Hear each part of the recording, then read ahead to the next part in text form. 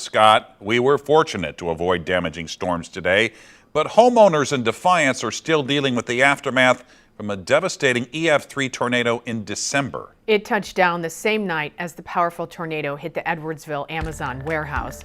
Our Pepper Baker joins us in studio with an update on how people are recovering from that damage. That's right. It was a similar scene in Defiance as it was in Edwardsville last night. Tarps still covering people's roofs, windows boarded up, trees uprooted or needing to be chopped down. A man I spoke with said he, his wife, and 9-year-old son have been living in their basement until the rest of their house is fixed.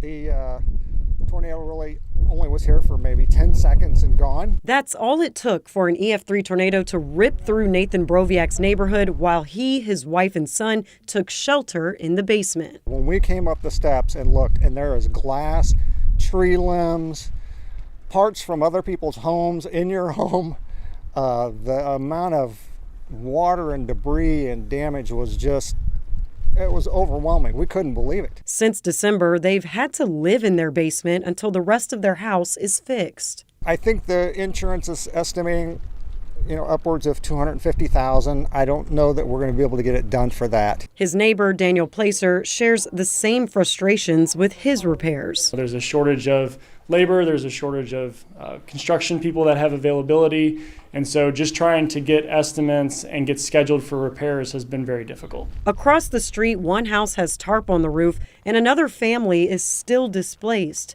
Since the storm, people from all over the Defiance area came to their neighborhood to help. There was so much debris that prevented first responders from being able to get here.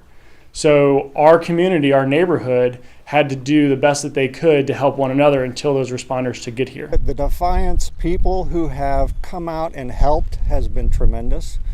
At one time after the storm, we had 50 volunteers on our property alone. It's that kind of generosity that keeps Placer and Borowiak moving forward. It gives us this sense of we all went through this together, and we are all going to make it outside on the other side of this storm together. Hopefully we'll be back into our upstairs of our home by Christmas, but currently we're living in the basement.